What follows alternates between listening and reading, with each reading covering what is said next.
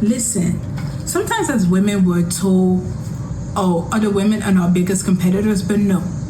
Men, manipulative men, and insecure men might just be your biggest competition over another girl. What draws you away? What keeps you up? Stay attached with me if you can.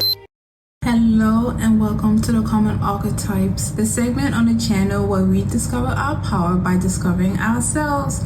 My name is Paola, and today we are going to do an archetypal analysis of the cast of Love is Blind UK. So this is my first time doing this. I have been an avid Love is Blind watcher, and I have watched commentary on YouTube that other folks have made. Although this is my first commentary of Love is Blind UK, this is not my first time with Love is Blind. I started watching Love is Blind during the first season with Lauren and Kieran, and I also love the season with Tiffany and Brett. As series just progress, production just goes downhill, and we get a lot of people who are here for clout.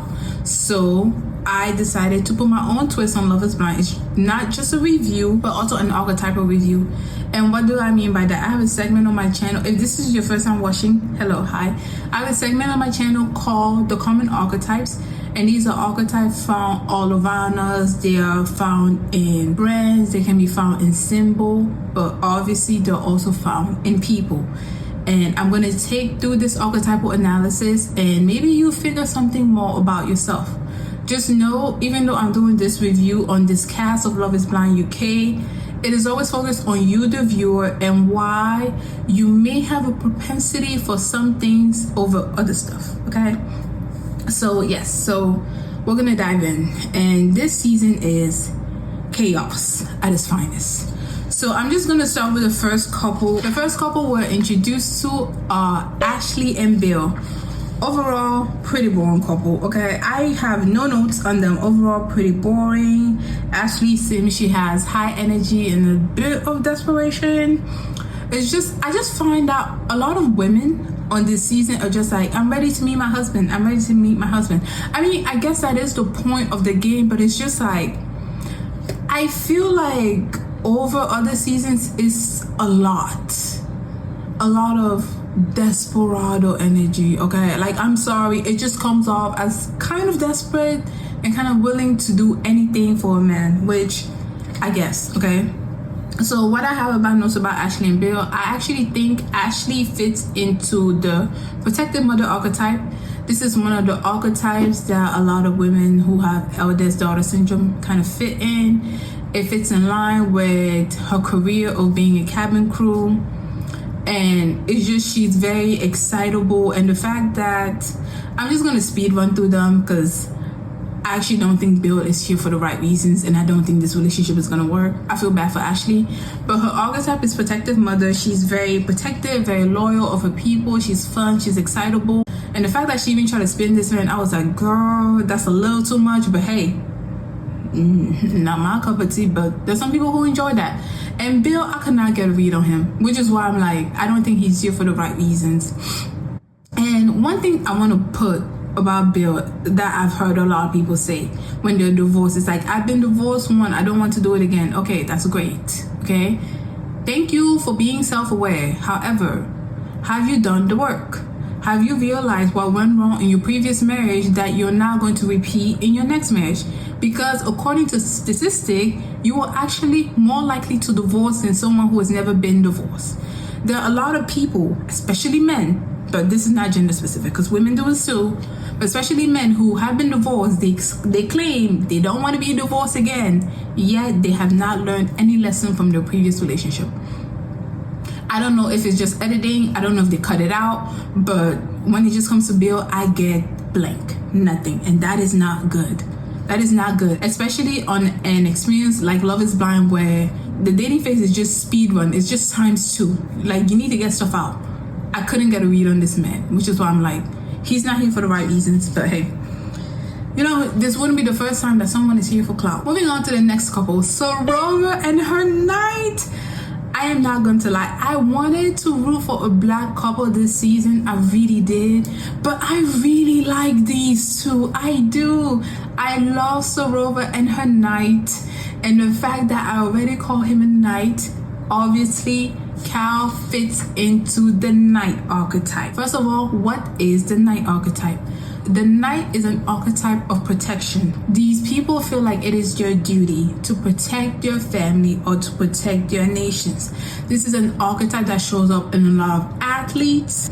It's an archetype that shows up in a lot of people who are into the fitness industry. They may not be specifically athletes, but they like fitness. They like building their body. I guess you can add bodybuilder in here. And they have a strong sense of duty. Sarover, from what I've gathered so far, she fits into the Queen archetype. This is the CEO, the leader, and the boss lady. And she embodies the energy of power and control. And now, when they were first introduced, and she said she's only dated Indian men, she's only dated in her culture, and now she's willing to expand her horizon, I was like, oh yeah, that is definitely Queen Archetypal 101. If you click on this video right here where I talk about the Queen love options, you will know I mentioned people who have Queen archetype, they tend to seek partners who have King archetype. And the thing is, people who have Queen archetype, they tend to operate on the plane of us versus them. And that us versus them can mean a lot of stuff. It can mean my group of girls versus your group of girls, my culture versus your culture, my people versus your people. That is the plane they operate in. So the fact that she says she's only dated in her culture, I was like, this is very much in line with your archetype. And it's not necessarily a wrong thing. So they tend to date within their environment, and they tend to be the leaders of their community. So it makes sense for her to want to choose a partner that is also in a similar culture.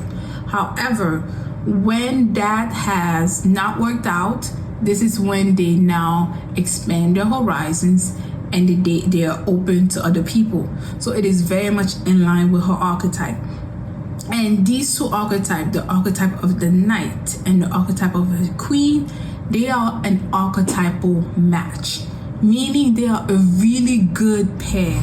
They are both family oriented. People who have Queen archetype are the leaders, they are the CEO, and one of the domain they lead, because they're women, unfortunately, is the family domain, the family enterprise, the family business.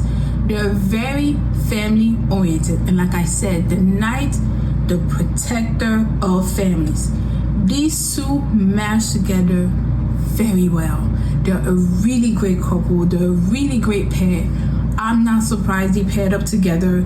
Is literally an archetypal match. And her career is medical company owner. Like, girl, how the heck did you own a medical company? I don't understand how it works in the UK. But anyways, one of the, I guess, hiccups that I think, it's not really a hiccup, but one of the things I'm worried about is she says she's a medical company owner. She's the medical company co-owner. I just want to know, one of the things I'm kind of like peeping a little bit because of this archetype of the Queen is, I just want to know who is the co-owner in her medical company. Because, like I said, this archetype, they tend to pair up with a similar energy as them, and they will also date that person. So I just want to know, is the other co-owner her ex or not? But other than that, these two are a really great pair, and they work well together, and we can see it from the screen. I love them together. They're an archetypal match. But I just have one question on her side, and it is, did you date your co-owner before going to business with them or not? Just like that might be a problem in here. But yes, overall they're a great match. And why I think Kal fits in the archetype of the Knight, he's a gym owner, and I think his older brother fought in the military. Like a lot of military people, police force, enforcers, they have this Knight archetype of protecting and serving my country. Even though it doesn't seem like he fought in a war, he has that experience with that. So that's why I'm pretty sure he has this Knight archetype. And when he said a lot of people think he's not as smart or maybe intellectually challenged, I was like, yeah. A lot of people who have Knight archetype from other people, they seem a little, you're just into your games and not really worried about anything else. So I can see how those comments may have come across, which is why I'm again like,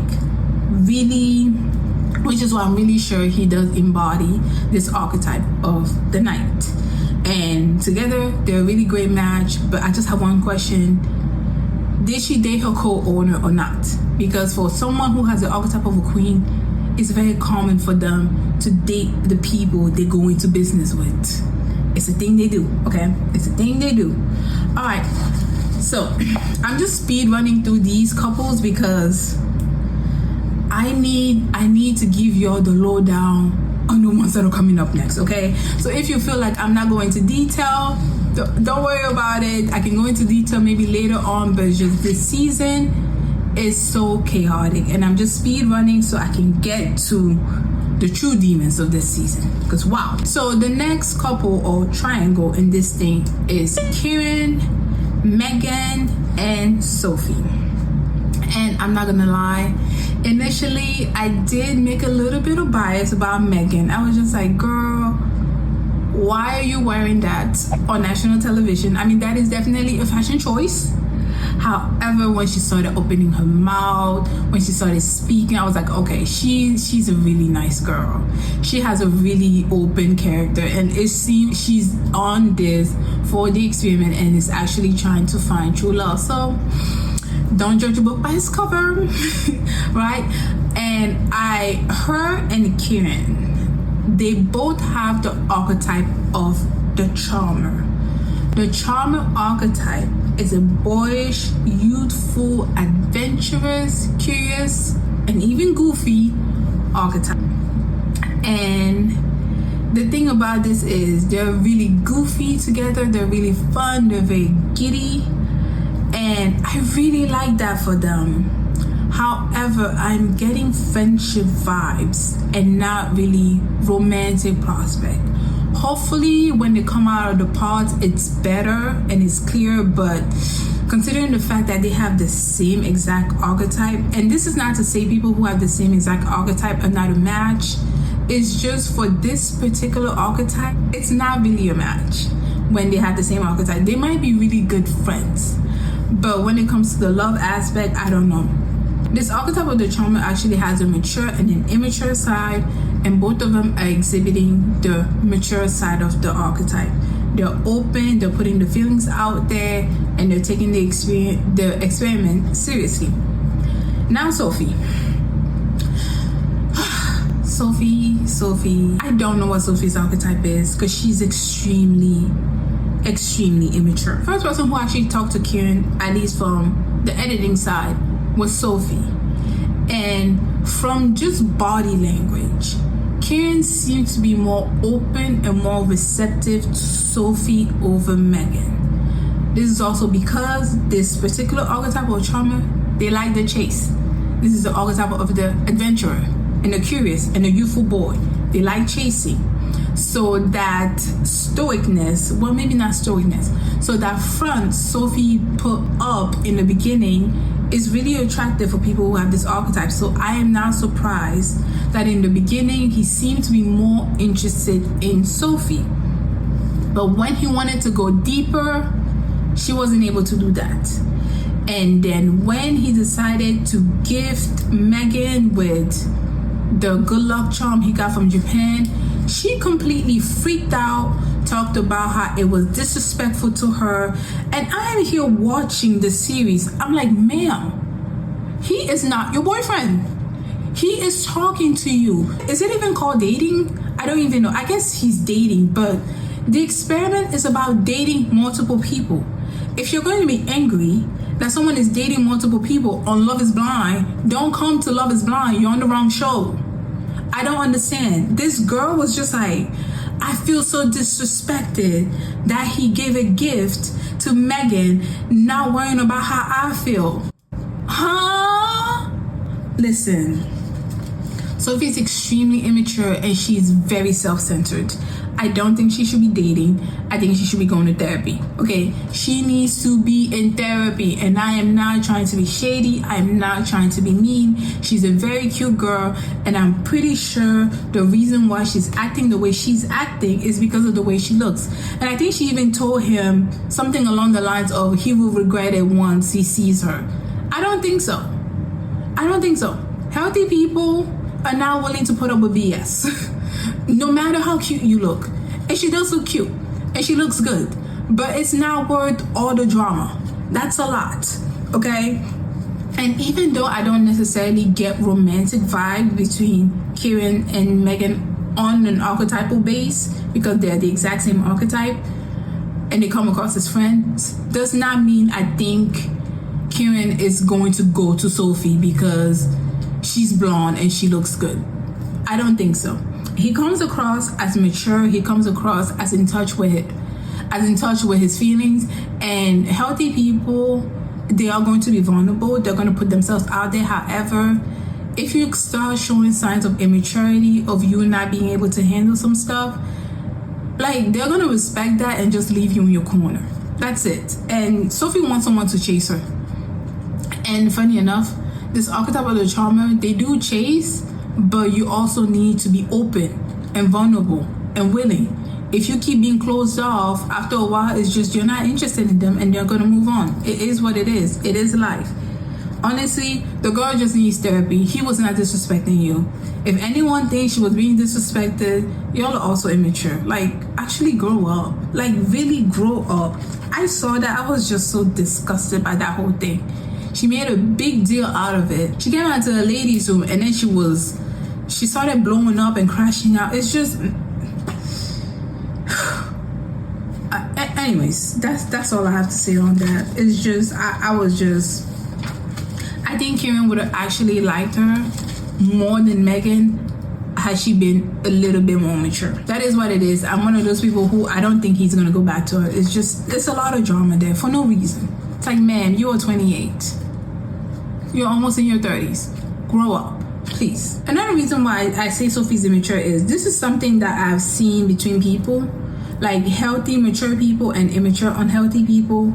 Healthy, mature people, they will have a conversation with you, and the conversation they have with you is between you and them. They don't bring it to the other person. Whereas Sophie, when she had that thing with Kieran, where he basically just didn't do anything, okay? Because he gave a gift to Meghan, he didn't give one to her. She felt slighted, okay? Very immature. But because he did that, she tried to sabotage the relationship Kieran had with Meghan and tried to talk about how he's not being genuine, he's moving shady. And Meghan was just like, okay, she listened to it. She took those things into consideration, brought it up to her date with Kieran. He was very honest, very forthright, and they moved along. That's how things get resolved. Sophie's over here first she's trying to get Kieran to chase after her. He's not going to do that. He's a healthy and he's a mature man. Not happening, okay?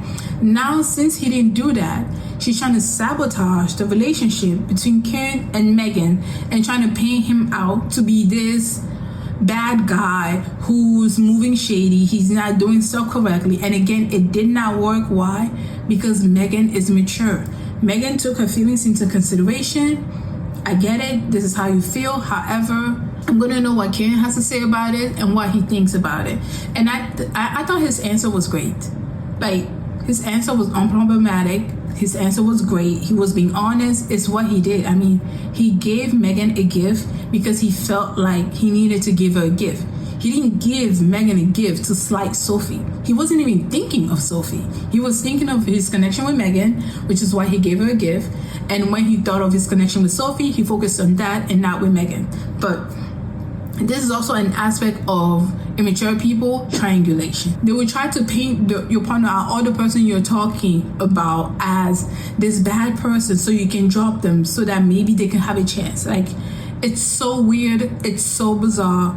Run away from women like this. And if you're one of these women who you really think you're out here, because sometimes these women really think they're out here saving the other girl when they're just bitter and want the guy to come chase after them. Please go to therapy. Please go to therapy. Like, just because someone is giving a gift to another girl does not mean they're trying to attack you. Now that I said that, Sophie has an immature, innocent archetype. It just came to me. Sophie has an immature, innocent archetype. These are people who are selfish, they're self-centered, and they think because you're doing something, it is for you to slight them, when the whole time, you're not even thinking about them. You're just doing your own thing on your side. You're not thinking about how it's going to look on her, how it's going to make her feel, because you're just over here having fun. And for some reason, it's just actually, now I'm realizing why I don't like Sophie. She's giving me Huda vibes. Oh my gosh. Okay. Moving past that, we've already talked about it. The one thing I'm worried about Kieran and Meghan is, are they more than friends? Because they're giving, on an archetypal base, they are coming across as really good friends. I don't know if that's going to translate to love, but it depends on one of the top 3 that they both have is the charmer. So I think they're going to get along very well. Okay, now we are entering danger zone. The next people I am going to talk about is Patrick and Annu. I need to take several deep breaths. When Patrick first came on the screen, I don't even know what I was doing. I wasn't concentrating on the video. I was just looking around doing something in my room, and I think he said something along the lines of, you know what, not along the lines of, this guy is giving me shady vibes, so I am going to play exactly what he said.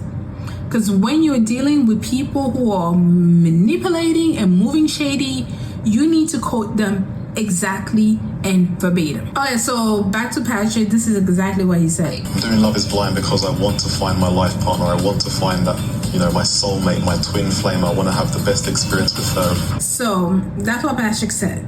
And at that time, I was just, doing stuff in my room. And I listened to that. I was like, that's a bunch of lies. I'm not getting honest vibe from this guy. So I came to the screen, I looked at who was talking, and I saw this guy. And listen, I'm not trying to judge. I am the type of girl who believes in soulmates, twin flames, life partners, blah, blah, blah. However, this guy is very, very disingenuous. And I don't know what is happening here, but just one look at him, I am very sensitive on the eyes and the ears. One look at him, I was like, okay, this is allegedly, this is a hypothesis, this is not something has been revealed. I would not be surprised if this man has abused a woman. That's all I'm gonna say. I'm not gonna go any deeper than that, but he's giving me crazy eyes. Okay, he is personally to me,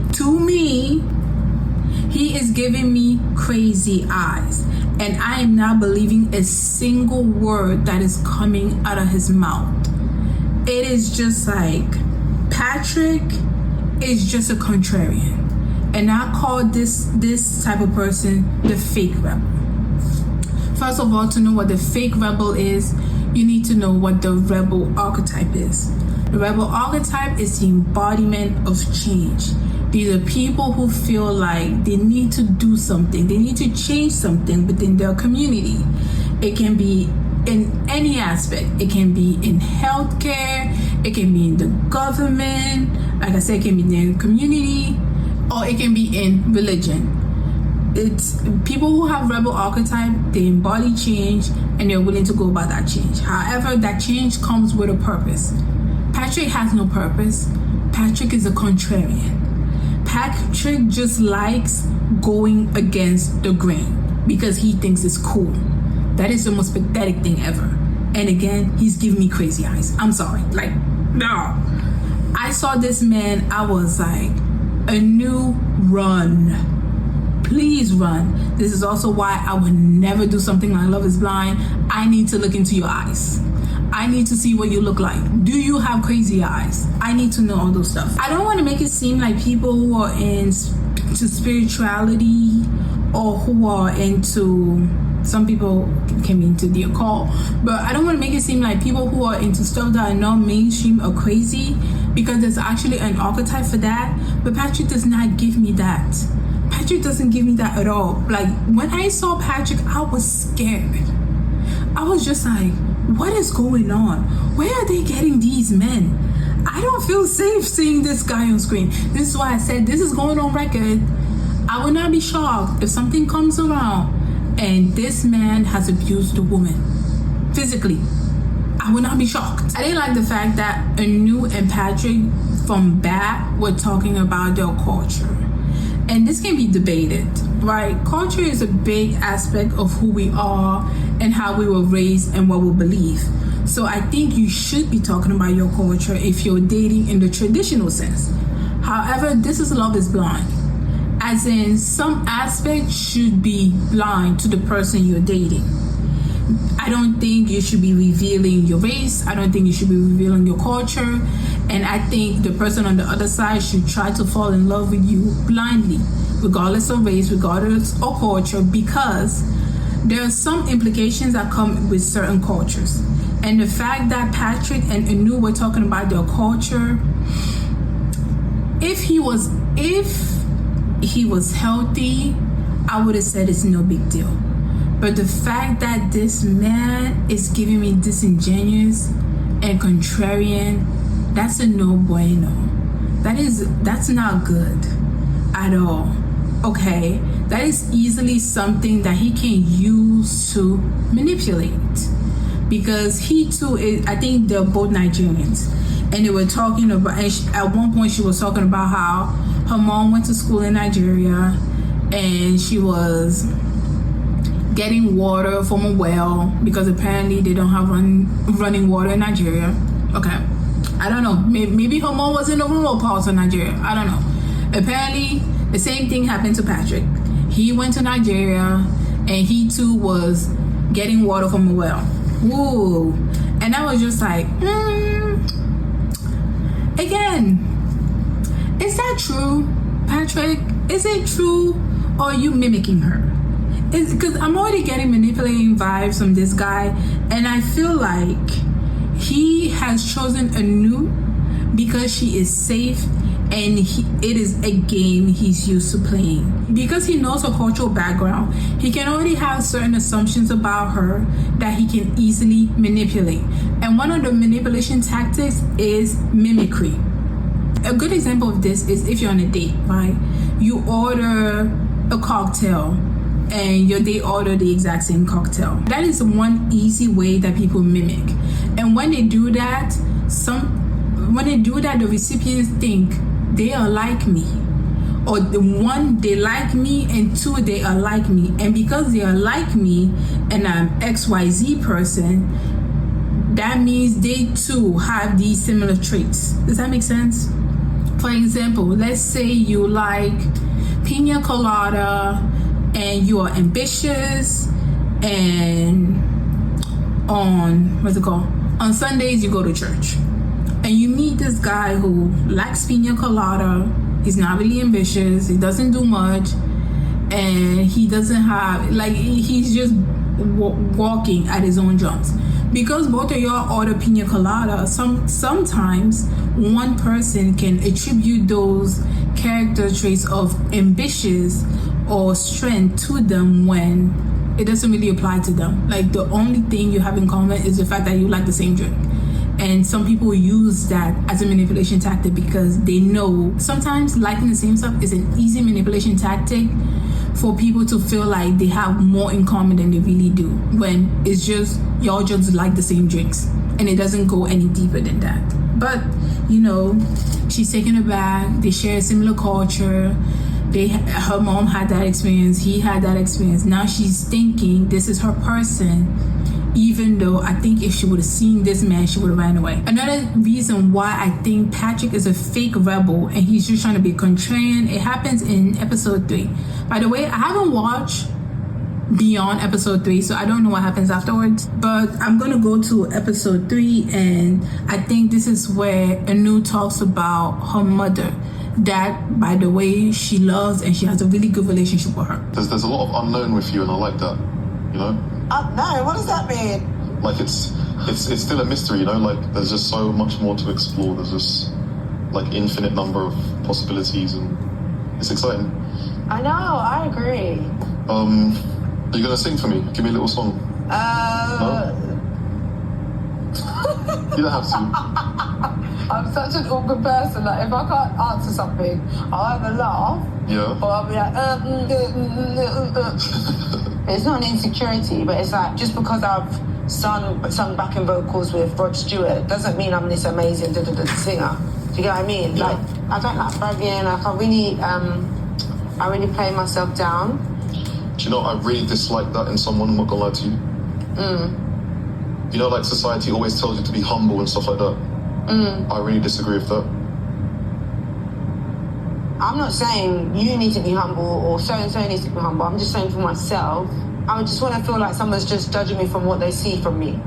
I don't want them to judge me for what I've achieved, for what I've accomplished. This is an interesting one. How would you react if your family rejected me? My mum's actually my best friend, you know. She knows better for me than I do. Wow. So, yeah. And if my mum says she's not feeling it, then I have to listen to my mum. I love all my people, don't get me wrong. But if they said that to me, I wouldn't listen to them. But yeah. Wanting approval of people and stuff like that is such a low vibration, because if you constantly live life like that, you're not going to live life at all. You're just going to continuously people please, and that's why I try not to focus too much on what society is telling me and stuff. I just focus on me. Yeah, no, I get you. I'm just gonna stop it right there. The whole time they're having this conversation, this is her look. All right. Like I said, this is where nuance comes in. In and of itself, it's not bad advice, right? But she's clearly stated her mother is a person of value in her life. Her mother is a one who has sound advice, and when she's struggling with some stuff, her mother is a guiding person for her, and she listens to what her mother has to say. And he's like, no, I love my people, but I think it's low vibrational. Huh? What? Listen, I'm definitely the type of person who will move to the beat of my own drums. However, I also have people around me who I listen to when they give me advice. Why? Because they have a track record of giving me good advice. She's expressing to him, my mother has a track record of giving me good advice. I'm very close with my mom. I value her opinion. I value her advice. And she has a track record of giving me good advice. He's like, no, you shouldn't be listening to your mom. You should just not take that into consideration. This man is just a contrarian. Like, this is not deep. If you have a tribe of people who want the best for you, why the heck would you not listen to them? That makes no sense. That makes no sense. Now, if you have people who do not want the best for you, they're out to get you, and you basically have haters in your family, yeah, don't listen to them. But when you have people who want the best for you, who want you to be loved, who want you to be cherished, and who are genuinely supportive, why would you not listen to them and call it low vibrational? That makes zero sense. This man is not spiritual. This man is a manipulator. This man is toxic, okay? And he's talking about splenic awareness. What the F does that mean? That's not a thing. He's just trying to go against the grain, and he's just trying to be a contrarian for no reason. If he was going to pick a body part to be aware of, at least pick the freaking liver. The liver filters out toxicity, and my liver, my hepatic awareness is saying you're toxic, Patrick, you're toxic, and get out of her life. I hope she dumps him. But that whole thing. And then her, again, before this conversation with her mom, her saying she's a singer. He's like, oh, sing for me. And she's like, I kind of don't want to be put on the spotlight. And yes, I've sang with this notable people, but you know, I'm not really comfortable. He's like, oh, I don't like it when people say they're not humble. I don't like the fact that society tells you to humble yourself. First of all, that's not what she said. She said, based on her experience, she may not just want to sing right now, and she's kind of awkward. It doesn't mean she does not value her talent. It doesn't mean she thinks she's lesser than. It just means in this period in time, she just doesn't feel like it, or maybe she just like feels like she needs to prepare. Like, you don't just ask a singer, oh, sing on cue. No, they need to practice. Like, you need to do a vocal warm-up before you sing. You don't just, okay, sing on cue, la la la la la la. No, that's not how that works, okay? You need to warm up and then you sing. There are amazing singers out here, but every singer that I've seen, they usually warm up before they sing. Then there are some who can just sing on cue, and that's different.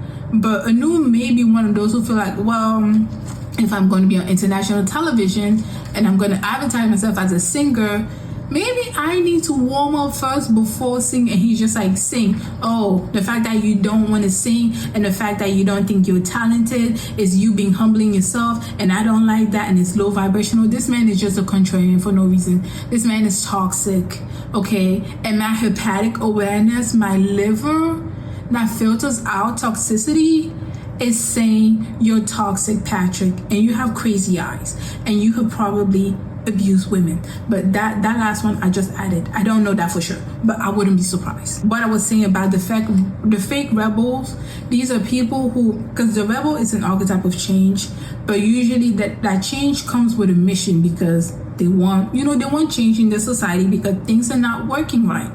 The fake rebel is just a contrarian. I'm just against stuff because I want to be against stuff, and I think it's cool, and it's pathetic, and it's useless. And with people like this, don't even waste your time. I saved the best for last, or the worst for last, however you want to call it. We are going to move to the situation between Demola, Katisha, and he who shall not be named. Okay, let's go. So I'm going to talk about Demola first, because that man is a sweetheart. But anyways, so first when Demola and Katisha met, and Demola is probably the only person in this cast I was immediately able to peep his archetype, because Katisha actually peeped it. She was like, oh, you're so like quiet and soft spoken, and I was like, oh, wait a second, do I have a hermit in my midst? And I was correct. One of the top 3 archetypes in Demola is the hermit archetype. The hermit archetype is the embodiment of acceptance and change. This is a man who is very quiet. They can be a bit stoic. They are calm, and they love their peace. Okay, they love their peace. If you want to know the hermit love options, I have it right here. They love their peace. There's no drama and no fuss. So first when she said that, I was like, uh-oh, do we have a hermit here? And out of all the male archetype, the hermit is the most loyal. So it's like, and the fact that she talked about how she was cheated on in her previous relationship and she kept taking him back, I was like, girl, this is literally the masculine archetype that is the most loyal. Because they love their peace and because they're very energy sensitive, they tend to focus on one person at a time. They deal with this one person. If it doesn't work out, they break up with them, make sure everything is done, heal, take a break from that, and then move on. The hermit is a very slow-paced archetype. He takes his time. Very intentional and very honest. And I think that intentionality and honesty was on full display during their encounter. Now, we are going to talk about he who shall not be named. And before going to him, when I heard his introduction, just like Patrick, I was like, you are a scumbag. Let's hear what the introduction is. Because with manipulators, you need to quote them verbatim. Otherwise, they're going to try and slip out of it. Just listen and follow me. So technically, I've been single my whole life. I've never had like a serious long-term relationship. I live on my own right now, me and my little kitten Panther. I'm like the old cat lady, but I'm young and I'm a man. I got all the pieces. Everyone sees my big smile. It gets me indoors sometimes, it gets me thrown out of doors sometimes. I'm a charmer. I don't find it difficult to date multiple women. I'm very competitive, naturally. Like, how'd you go, bro? But I don't need to compete for women. Pause right there. This is why I say like these archetypes are so common and they're found in the world, and I didn't name them what I named them by accident. He literally said he's a charmer, and guess what archetype he has? The charmer. But unlike Kieran, who's a mature charmer, or unlike Meghan, who's also a mature charmer, in a woman. He is very immature and very manipulative. And this is immediate in his introduction. Okay? Let's go back and listen again, because this is like, people will tell you exactly who they are. If you pay attention and you listen to the subtle cues, you'll be able to catch it. But, okay. So technically, I've been single my whole life. I've never had like a serious long-term relationship. He's been single his whole life. He hasn't had a long-term relationship, but he attracts women. Obviously, this is a man for the street. This is an F-boy. Okay, this is an F-boy at his finest. I live on my own right now. Me and my little kitten Panther. I'm like the old cat lady, but I'm young and I'm a man. Honestly, I think that cat thing is a ruse for a con. Because I just discussed it. Everyone sees my big smile. It gets me indoors sometimes. It gets me thrown out of doors sometimes. His smile and his openness, his con artist ways gets him indoors and gets him thrown out of doors when they find out who he really is. Okay? Peep it. Charming. I don't find it difficult to date multiple women. I'm very competitive, naturally. Like, how'd you go, bro? But I don't need to compete for women. That was all I needed to know to say scumbag. I'm very competitive, naturally, and I don't need to compete for women. That is a big old red flag. That is a big old red flag. If a man says he's competitive, but he's not willing to compete for women, it is one of two things. First thing, he doesn't think you're worth competing for.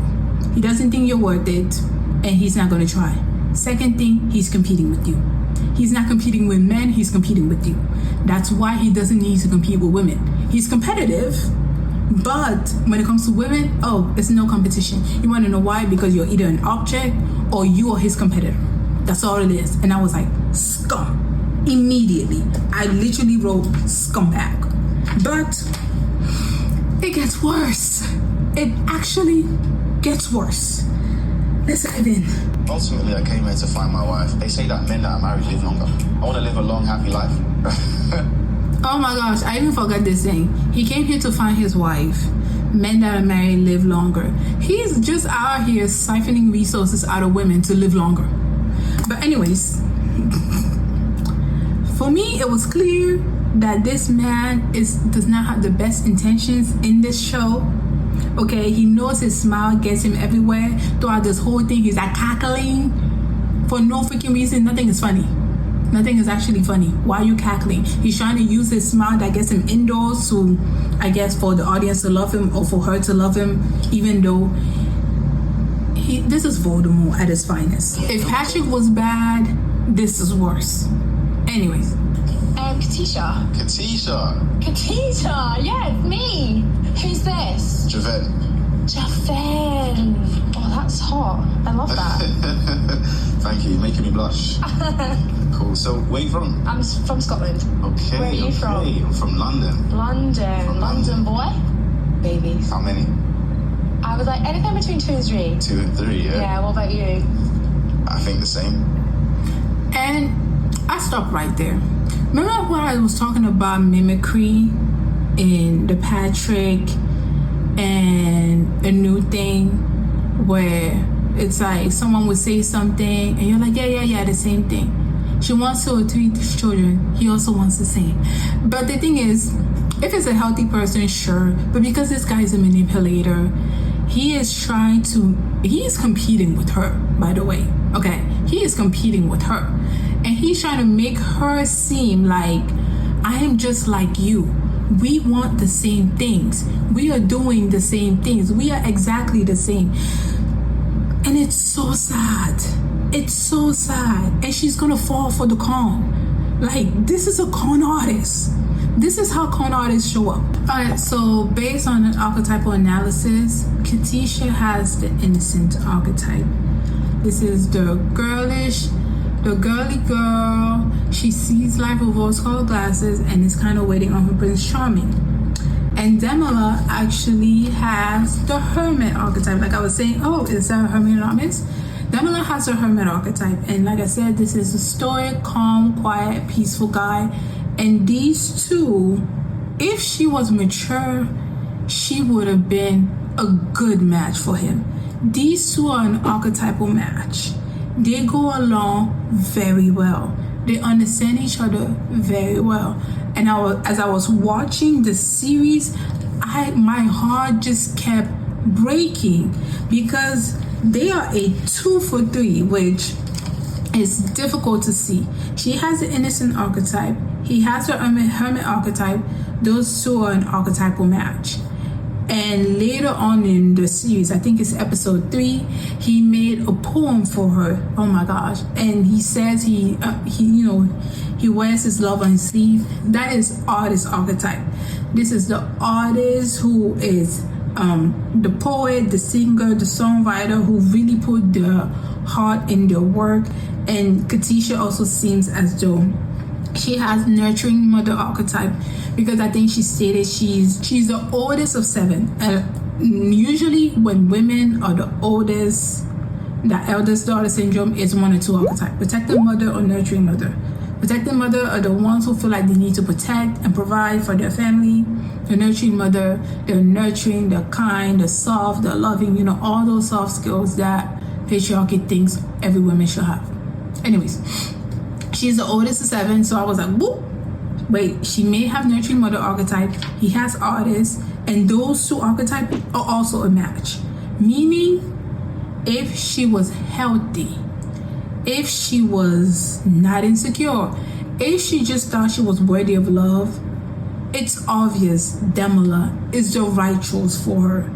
He is an archetypal match for her on 2 of her top 3 archetypes, and he's genuinely a kind and loving person.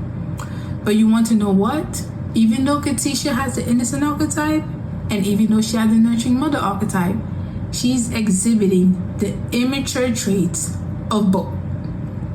Alright? And at first, when I was watching, I felt really bad for her, because I'm like, how can you fall for him who shall not be named when you have this guy giving you everything? And she actually said it, I can't find it, but I think at one point she was in the ladies lounge, and she was crying her eyes out because this man is so honest and so vulnerable, and she's not used to it, and she thinks it's too good to be true. Honestly, the difference between a romantic prospect and someone we like and a stalker is based on how we received it. If you like someone, you think they're interested, you're vibing with them, and they're doing all these grand gestures, you're going to accept it. But if you don't like them, they're doing it, it's going to kind of repel you, and you're going to feel like they're a stalker, borderline. This is when someone is healthy. However, in this dynamic, Katisha is not healthy. Katisha is seeing normal courtship, like Demola giving her flowers. This man gave her flowers. She didn't even think he would be giving her flowers. She thought it was part of the decor. She pointed it out like, oh, there are flowers in here. He was like, yeah, I sent them to you. And she was shocked because she was like, wait, a man can give me flowers? Like, because it's not something she's used to. It's not familiar to her. And because it's not familiar to her, she's in the ladies' lounge crying her eyes out, not knowing what to do because she's not familiar with this type of attention.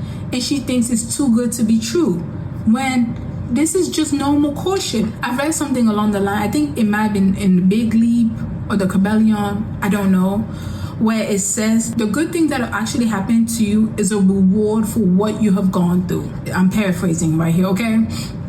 Something along the lines of, think of the good things that are happening in your life as a reward for what you've gone through, not as a caution for what's coming next. And take your time and enjoy the present. She can't enjoy the present because unfortunately she is not healed. And it's so sad.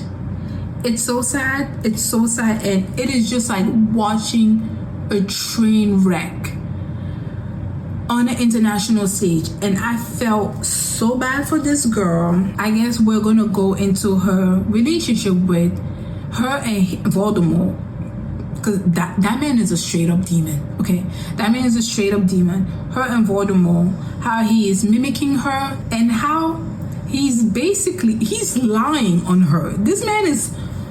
Anyways, y'all are gonna see why I'm saying he's competing with her and not competing with him. Oh, I found the clip. Oh my god. Are you almost set or not quite yet? No. What's stopping you?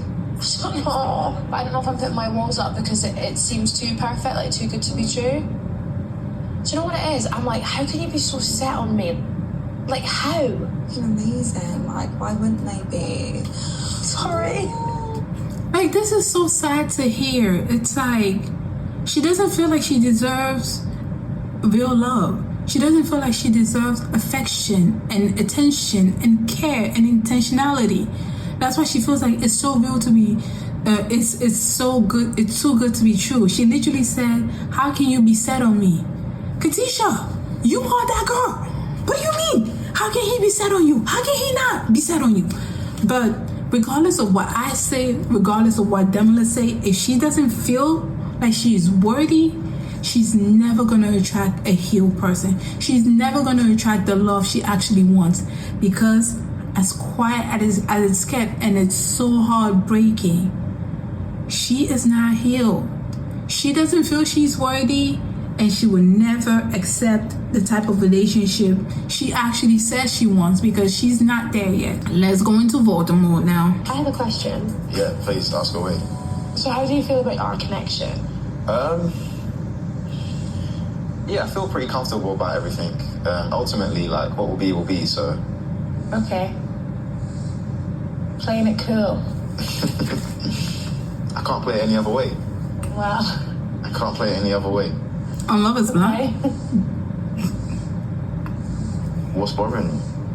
I just feel you're holding back a little bit. What do you feel like I'm holding back on? You agree that our connection is strong. Yeah. Yeah, and I agree too. Why are you just not like laying all your cards on the table? Do you think that if I was to do that, that would help you? I'm actually not sure. There's obviously like fear and vulnerability around. If I feel that way about you and you don't feel the same about me, then I'm going home, innit? Yeah. Do you know what I mean? Again, he's not competing for women. Because he's competing with women. About 2 years ago, it kind of affected how I viewed, like, just dating in general. Can't That's play it why any he other just- way. Well, I can't play it any other way. okay. Strong. Yeah. Yeah, and I agree too. Why are you just not like laying all your cards on the table? There's obviously like fear and vulnerability around. If I feel that way about you and you don't feel the same about me, then I'm going home, innit? So she's asking him to be vulnerable, and he's like, I'm just being myself, and I'm not laying my cards on the table. This is just sad. Anyways. But let's just play. Do you know what I mean? I had a situation about 2 years ago that kind of affected how I viewed, like, just dating in general. Yeah, I was seeing someone for a little while, probably around like 10 months or so. That was probably the first time I was like really vulnerable with someone. I was really like giving it 100%. And I didn't feel like I was getting back that 100%. She kind of ended things, but I knew it was coming. It definitely affected me. Yeah. So yeah, I don't think I trust easily, but I'm always willing to give people the benefit of the doubt until they prove otherwise. Okay. If that makes sense. When he said that, I was like, this man is competing with her. Now, why would I say this? Before this scene, she talked about how she was in a relationship previously. She's been single for 6 years after her relationship, but she was in a relationship previously. The partner, the man she was with, just kept cheating on her. She kept taking him back. Now he's giving this vague example of, I was in a relationship, I was being vulnerable, I gave 100%. What the freak does giving 100% mean? She gave a perfect example of a partner was cheating on her, and she still accepted because she wanted to see the good in him. Now he's here talking about, I was vulnerable. I gave 100%. She didn't give 100%, and she ended things, basically mimicking what happened with her and her previous relationship. And he likes giving people the benefit of the doubt. Guess what? Someone who always takes someone back likes giving other people the benefit of the doubt, the chance for them to explain themselves. Those closure girlies. I'm sorry, I'm not one of y'all. I'm not trying to make fun of y'all, but closure is also a manipulation tactic. I said what I said. But he is matching her energy and he is mimicking her. This is exactly what we are on episode 3. This is what she told him, I think it's episode 1, about her partner and what has happened and how she's had to take a 6-year sabbatical after that relationship because it was too much. And now he's basically giving this vague example of him giving 100%. So what did you actually do? With manipulators, you need to know exactly what they did. Things need to be clear. The sky is blue. Water is wet. You need to be clear. If you are not clear, or if they're not clear in their explanation, they are manipulating you. But the thing is, she's unhealed. She too is like kind of immature, and I kind of peeped that a little bit in the beginning where she was asking him, why aren't you putting your cards out there? Why aren't you being vulnerable? And he asked her, if I were being vulnerable, would that give you a sense of security? Well, I'm paraphrasing. Would that make you feel better? She said, I'm not sure. She doesn't even know what she's looking for. She doesn't know. She doesn't know. She does not know what she's looking for. She wants a good guy, but she's so familiar with the bad ones, she can't tell the difference. The good guy, the one who is intentional and loving, is making her scared. And the one who was demonic, Voldemort, because she's familiar with it, because of her past experience, he's making her feel calm. And it is so sad. This is why it is crucial to heal, especially in relationships. You have to heal. Otherwise, you're going to keep attracting the same thing over and over and over again. And healing is not just you taking a 6-year sabbatical. It is you diving deep into why did that relationship not work? What happened in the relationship? What could you have done differently to avoid it? Does that mean you're going to avoid it completely? No, you're not. But with practice, you're going to be able to peep it. And unfortunately, she is missing all the signs because the demon is familiar to her and the angel is not. So this is the example I wanted to show about how he's trying to mimic her energy and match her energy and make her feel as though he's there for her and he understands her and he's gone through the same exact thing that she has, when I'm pretty sure in his previous relationship he was being a demon there too.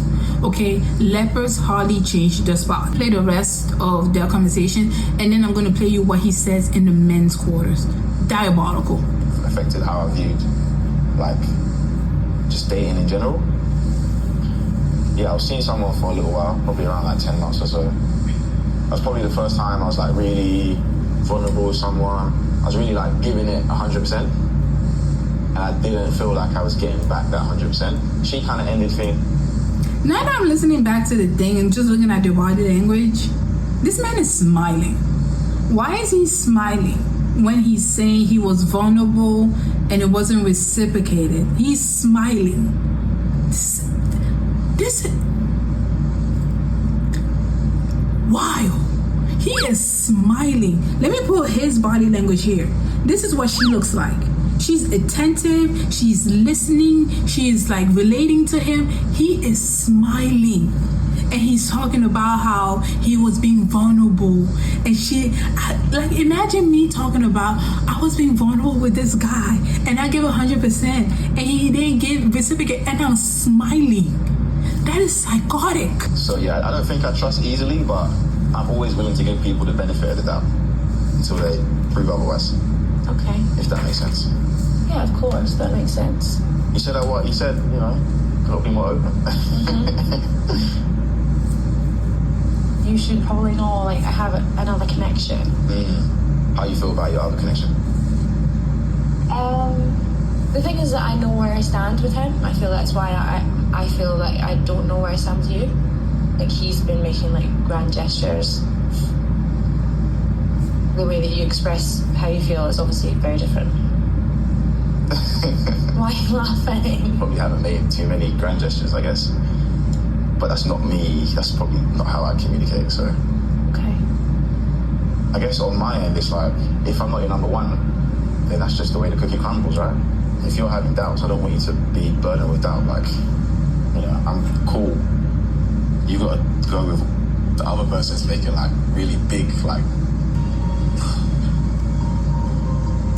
Okay, so listen to what she said. She said, I have another connection. He's making grand gestures. You're not really, making the same gestures. Basically, you're not competing on a man-to-man level. Look at what this man does when he goes back to the male quarters. Diabolical.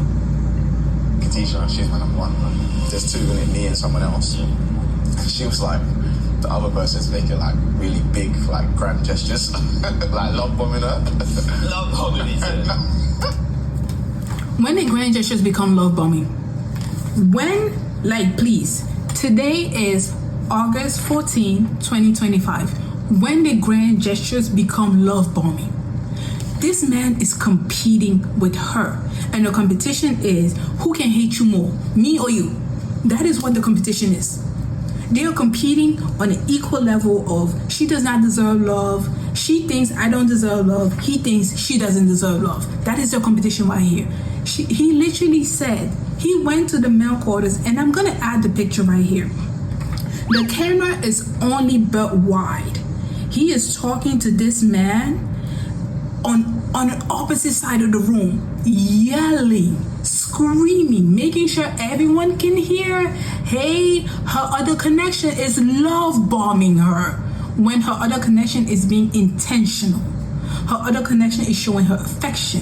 Her other connection is showing her attention, but now it's love bombing. Listen, sometimes as women we're told, oh, other women are our biggest competitors, but no.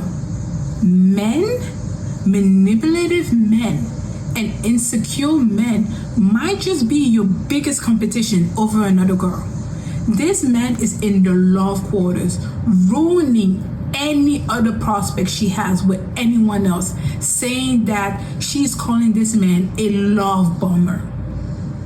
If Demola was any less of a man, he would have been hurt by that. But because he's not, because he's a man of integrity, because he's a man of honesty, he decided to go talk to her man to woman. Not like this child who's twisting her words. She said he's doing grand gestures. She didn't say he was love bombing her. When the grand gestures become love bombing, this man is competing with her. He is competing with her, and the competition is who hates you more, me or you. But then also going back to Katisha, why do I say she's immature? This is a person she's familiar with. He's comfortable for her, and she's dealt with this guy before. And maybe a part of her things, if she gets on with a person who looks different than her ex, but the similar energy, she's going to make things differently this time around because she took a 6-year sabbatical. Maybe that's why she's willing to do this. But I believe she's immature, because if she was dealing with a mature guy, yeah. But this guy literally said, he's not doing grand gestures for you. He's not doing that. And she keeps trying to force this oval in a square box.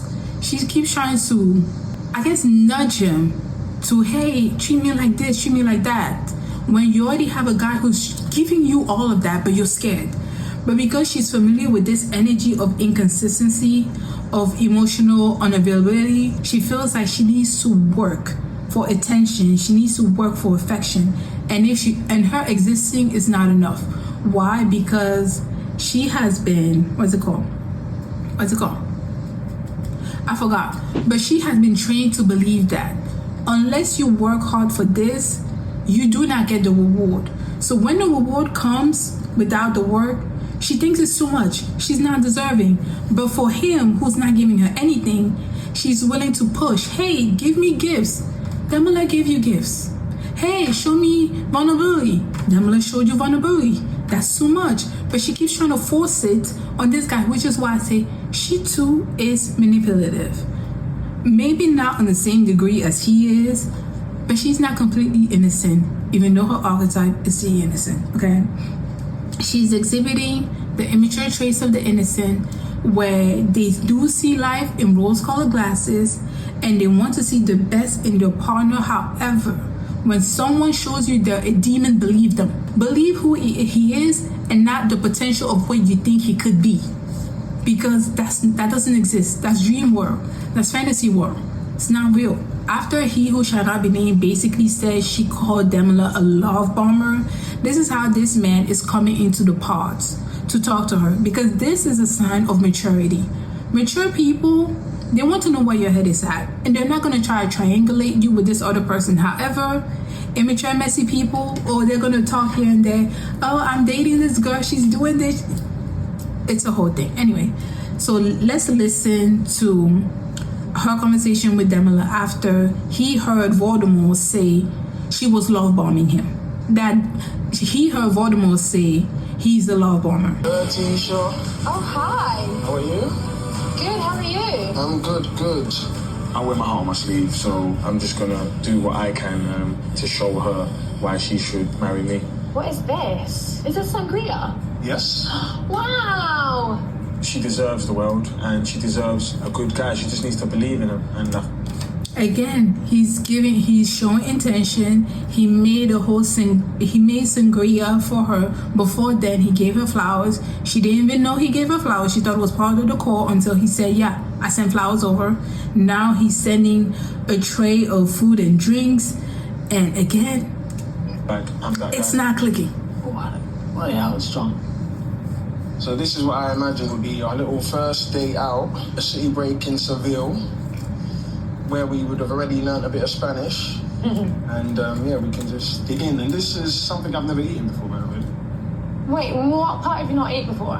I feel like most of this. Oh, what? I couldn't really sleep. And that's very telling. The fact that he made this for her, he's never eaten it before, it means she probably mentioned it when they were talking. He noted that and said, hey, maybe let's try this. Again, intentionality. He's never eaten this before, so where did he get like the idea for this? And I think it's because she mentioned it. But let's continue. I just wanted to I'm trying to explain it, but I'm just trying to basically say I hope you can see that I'm genuine.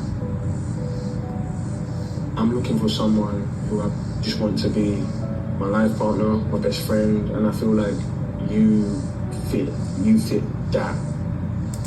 Again, he came into the pause not attacking her, not saying, hey, are you calling me a love bomber? He just said, I hope you can feel I am genuine. He's taking it upon himself. This is how I am. This is who I am. Not attacking her, not saying, why are you calling me a love bomber? Why are you doing this? No, he came into the pause saying, hey, maybe he's thinking maybe what I'm doing is getting lost in translation, but I just need to know I'm being genuine, I'm being authentic, I'm being vulnerable. I'm not trying to love bomb you. He didn't even mention the whole love bombing thing. Throughout the whole thing, he did not mention love bombing once. So that's how that happened. He didn't even mention what happened in the men's quarters. He was being genuine about it, knowing where her head is at, focusing on them, not introducing that toxicity. But this is like watching a train wreck. I'm very serious about taking the next steps with her. A train wreck on international television. Insane. How are you? Good, how are you? Oh, I was very anxious today. Yeah? Yeah, I don't think I felt this anxious since being here. To be honest, I was just waiting to see you, so yeah, I'm glad we're here. These flowers are absolutely beautiful. Yeah, good. Another thing, he sent her flowers. I think Demola sent her flowers on episode 2, like their second date or third date. Don't quote me, just go watch. And since she was talking about, I'm pretty sure production cut some stuff, but when she was talking about grand gestures, I'm pretty sure she mentioned the flowers. Guess what the demon is doing now? He's mimicking, because he doesn't really care about her. He's mimicking now. He's sending her flowers. Ooh, because the other guy sent her flowers. Now let me show you I care just a tad bit.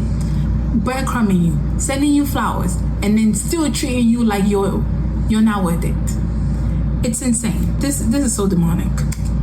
Wow. I'm glad you like that. I'm trying to lock something in. How's your day been? Interesting. Interesting. What was interesting about it? So obviously, you know that I had another connection. I did know that, yes. And I think that I've realised that that connection is possibly stronger than I had anticipated. Okay. From very early on, this connection was very sure about me, and I just allowed myself to kind of lean into it more. But I think ultimately it just kind of came down to how this person made me feel. Yeah, like, that's the direction you want to go in. I'm not going to tell you to do otherwise. I'm going to tell you to do what you feel, what you think is the right thing to do for you. Yeah. I really appreciate that, and that is something that is, like, I really admire about you. Like, it's not a nice feeling. I don't want anyone to be hurt, of course. That'll be alright. It obviously doesn't mean that like our connection wasn't genuine, because it was. For me anyway. Okay. I don't know if this is another thing. Why is she trying to spare this man? That's the thing, is like, I believe our connection was genuine. At least for me, I don't want you to feel bad. Who cares? Child, maybe it's because I know he's a manipulator, and I'm like, Is there anything you want to say, or? Is there anything you want to say? You close your girlies. This is how y'all get manipulated when you want closure. Sometimes when you break up with someone, break it off, run out of there. But no, I want to know what you're thinking. Where's your head at? You're breaking up with someone. Like, I'm sorry. Some of y'all gotta be like a little bit more decisive. It's not even ruthlessness, it's decisiveness. I mean, I don't know, I thought I made my intentions clear, but I felt very strongly about how our days have been in here. I've enjoyed all of this, so. You felt really strongly about it, but when she first talked about her other connection, you said, well, you're not going to do that. Because it is what it is. What the heck did you feel strongly about? But anyway, she's gonna walk herself into a hole. Stay, by the way, if you don't want to. You've already broken my heart. So, I'll stay and enjoy my drink. And this is when she should have left. But no, I want to know where your head is at. You close your girls. This is how y'all get hacked. Giving people second chances, third chances, 7 chances, all because you cannot be decisive enough, all because you don't think you deserve enough. This is sad. You don't understand if you don't feel like you want to or need to. I mean, I can stay and enjoy my drink. I'm gonna read you my notes for you that I've written for you, yeah? Over the last week, yeah? Okay. Katisha, 31, location, Scotland, tick tick. I don't know why I put 2 ticks, but there must be a reason why I put 2 ticks. Single for 6 years, want someone genuine, loves Jamaican food, tick tick, high spirit, caring personality, good banter, funny, and cheeky. Sexual chemistry is very important, tick tick. Let me just pause you right there. She's there laughing, ha ha ha. He's here ticking because it's like, oh, you're going to be easy to manipulate. Okay? She's 31.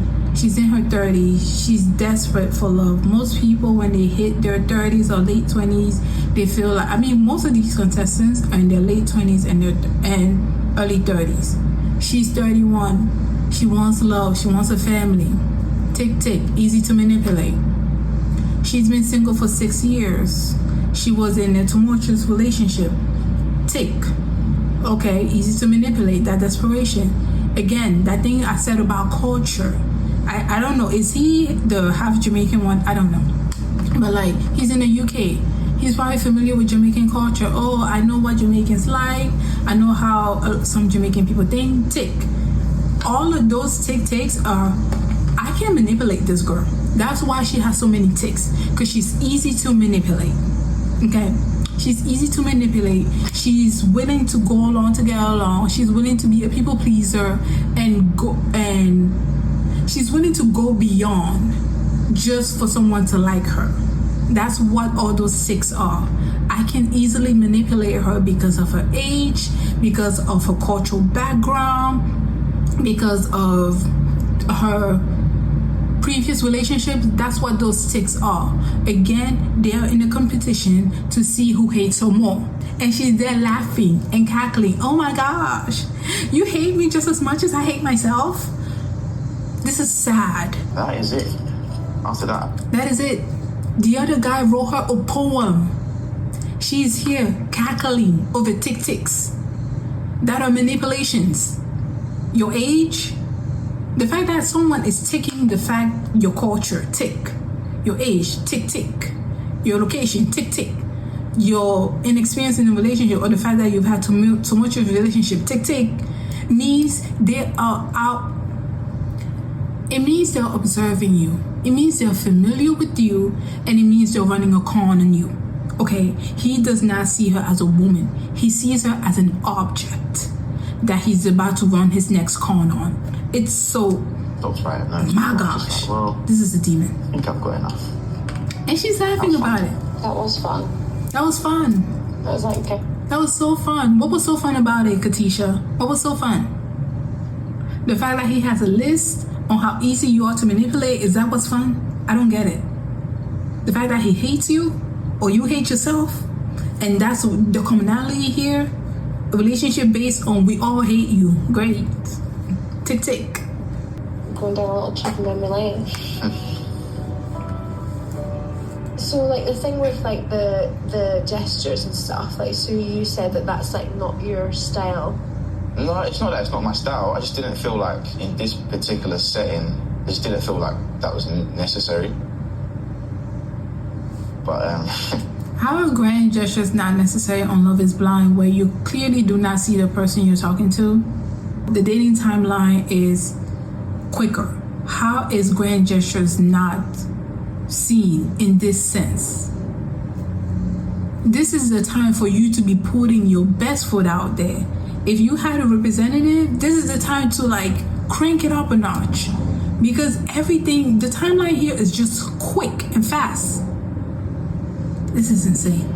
I still feel like you're the one. So all I need to know now is where your head's at, and I'll go from there. What do you mean you need to know where her head is at? She said she was waking up with you. She's waking up with you. But you know what? She sat there, she opened that door up for whatever she was looking for, and now he has manipulated his way back into her head. I don't even know if it's in her heart. He has manipulated his way back into her head. Disconnected from my decision. I thought I knew before I came in here, but now I feel like I'm not actually sure. Why are you not sure? Because of my connection with you. I can't propose to someone who doesn't want to be proposed to, so... I feel like my head is all over the place in here. I came into the date thinking I was going to end things with Javin, and then I found myself staying and not wanting to leave. Demola, on one hand, who's very forward with his feelings, and I have Javin, who doesn't really say much. He's this dark, mysterious character. Girl, he's dark. He's not mysterious. He's just dark. Y'all need to know the difference. He's playing a con on you. That's not mystery. That's darkness. And the thing is that Katisha is actually very perceptive, but she just doesn't listen to her own intuition. I think previously she stated that he who shall not be named is who she previously dates. And she doesn't want that. Yet, here we are. She's very perceptive. She just does not listen to her own intuition. It was interesting. That's all I can say at this stage. It was interesting. That day was like a roller coaster. She's gonna have to propose to me. That's the only way. If not, I'm taking my ass home, bro. And this man ended up saying she's gonna have to propose to him, because how dare she ask him to give her flowers? How dare she ask him to be fake vulnerable with her He doesn't compete for women because he competes with women. And how dare she ask for him to compete? And at this point, she's gonna have to propose to him. She's gonna have to propose to him. I don't want to go into looks, but come on. Oh, I just noticed I have not finished episode 3. Okay, so we're gonna watch the rest of this. Just, I know, don't make a song for this man. Film for Patrick because he asked me to sing before and I didn't sing. I never thought I'd meet someone like him. Look at her actually practicing. Oh my gosh. Hey, Annu. You okay? Yeah, I'm good. How are you? I'm okay. Yeah? Yeah. So I decided to write you a little cheeky song. I wanted to do something for you that I hope will be special and unique towards you and you'll appreciate it. So it's been really hard for me to like write original music recently. Right. And like this connection with you and doing this with you has encouraged me to like write. Yeah. Which is really lovely. So yeah, should I sing you my cheeky song?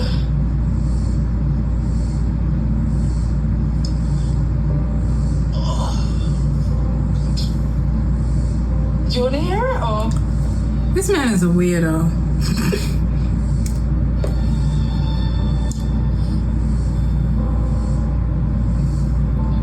I don't know what to say, seriously. Oh, do you want to hear the song? I do, but you know when I asked you, can you sing for me? Yeah. And you said no. Yeah. Why was that? Because I wanted it to be like from the heart. I can definitely tell. I can definitely tell. But I don't want you to give me a song for someone that's undeserving of that song, you know? That literally makes no sense. That literally makes no sense. You expect someone who draws to just draw when you tell them to draw? That makes no sense. That's not how creativity works. You need to be inspired. This man is odd. Just go break up with him, please. Oh my gosh. We have so much in common. I've enjoyed thoroughly talking to you and going through this experience with you. But I have to follow my spleen. Well, while he's following his spleen, she needs to follow her liver because he's toxic. And he needs to be expunged from her vicinity. That's all I have to say. That man is weird. He's just a contrarian for no reason. It's just like, damn. Oh. Anyways, that is it. I hope this video is not too long. At least I'm going to try to like truncate it. But that is it. That is a review. That is my first review of Love is Blind UK Season 2, Episode 1 to 3. This is a roller coaster and they are just in the pods. Like, this is insane. The pods are usually the calm before the storm, but we are already in the eye of the storm. This season is about to be a shit show. This season is this season is about to be bad. Anyways, thank you so much and I'll see you next week.